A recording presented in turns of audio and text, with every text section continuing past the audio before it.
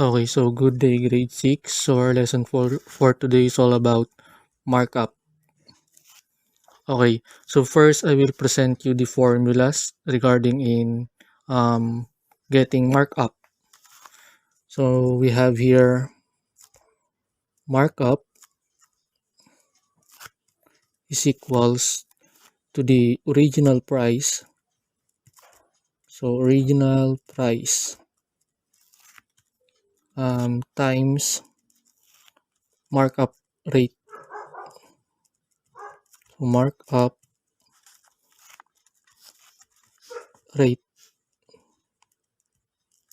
So ito yung ating formula for the markup. Now, the next one is the selling price. So this is part of markup. So selling price is equals, so original price plus markup. Then the last one is yung ating markup rate. Markup rate. So markup rate is equals to markup divide by the original price times 100%. So this is our formula for markup. So dito iikot yung ating discussion.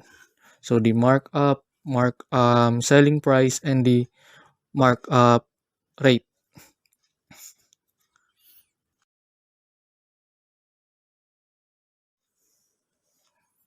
Okay, so markup is the amount added to the original price for profit, and the percent of markup is the markup rate.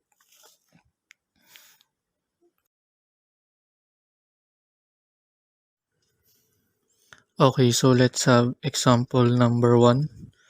So in a clothing store, the owner adds a markup of 15% on blouses. How much is the markup price if blouse originally cost 70 pesos?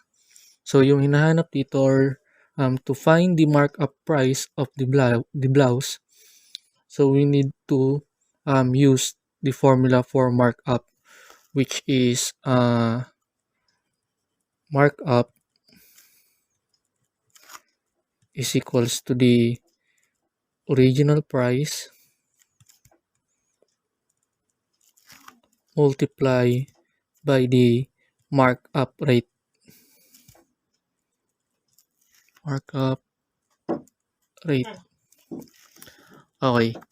So first is we need to identify the original price. So the original price is 70 pesos. And then multiply. So the markup rate is the 15%.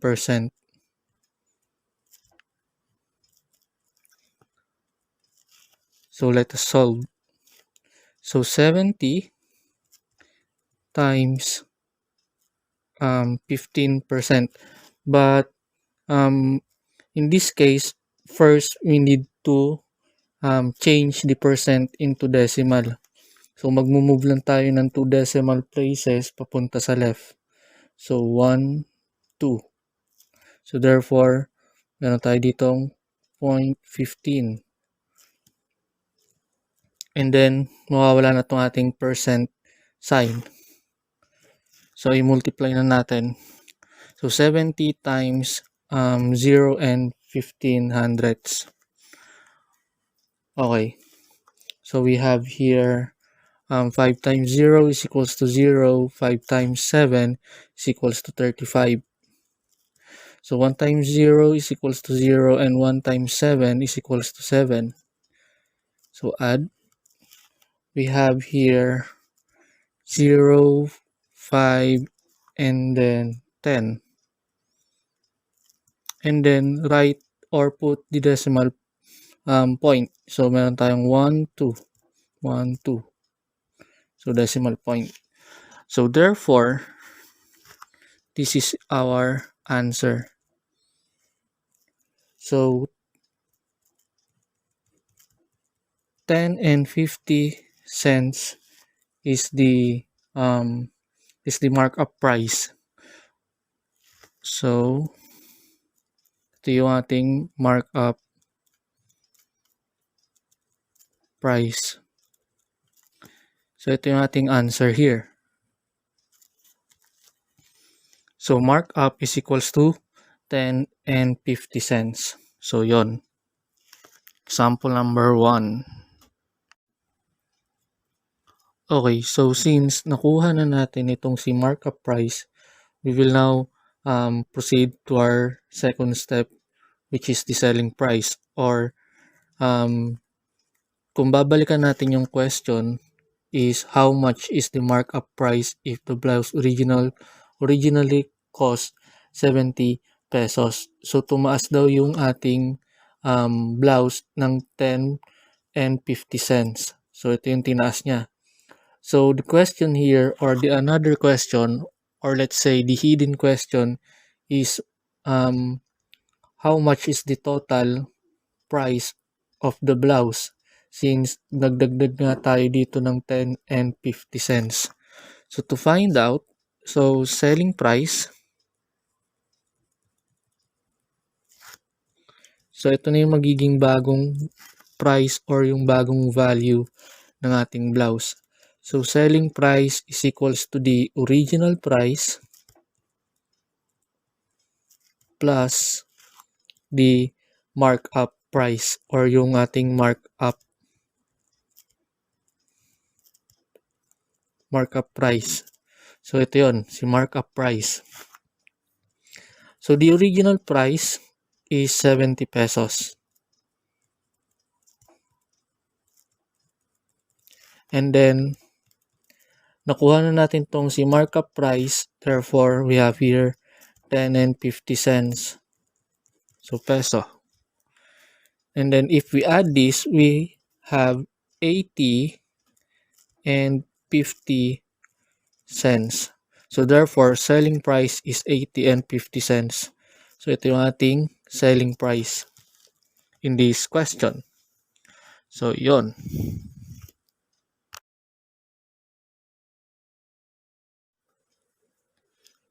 Okay, so let's have another example. So example number 2. So in this case, markup rate naman yung ating hinahanap. So a pair of shoes which is originally cost 400 pesos was sold for 500 pesos. So tumaas daw yung value ng ating pair of shoes from 400 to 500 pesos. So the question here is, what is the markup rate? So to find the markup rate, so we will use the formula for markup rate. So we have here the markup rate is equals to the markup price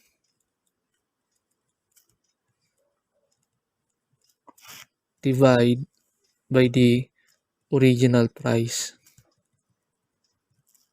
and then multiply by 100%.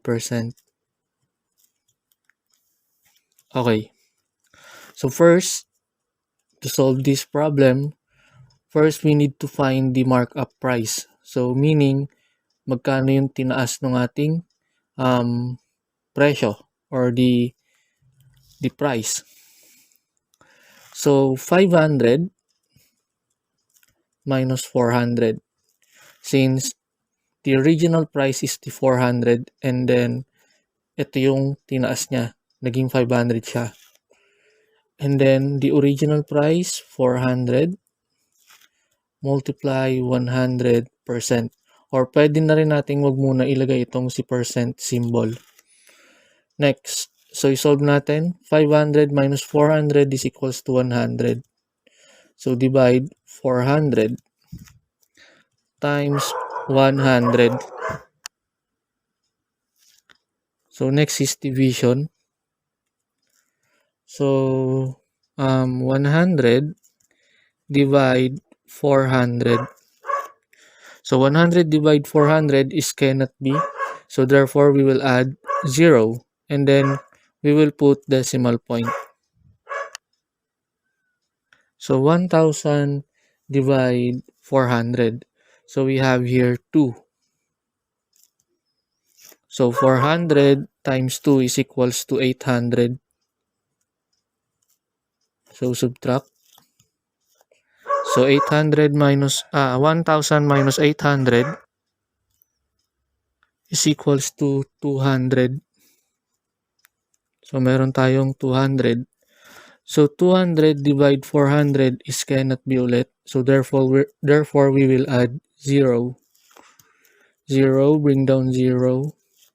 And then 2000 divide 400. So 2000 divide 400 is equals to 5. And then 400 times 5 is equals to 2000. So therefore 0. Now, so our answer is 0.25 or 0 and 25 hundredths. So meron tayong 0 and 25 hundredths. So but since ang hinahanap nga natin dito is the markup rate, therefore we will change the decimal into percent. So pwede natin siyang i-multiply by 100 or mas madali if mag-move na lang tayo ng 2 decimal places dito. Papunta nga lang sa right. So kanina papunta sa left kasi nga change natin siya into decimal.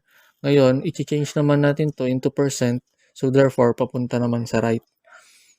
So 1, 2. So therefore, we have here 25%. So the markup rate is 25%. So yon. Example number 2.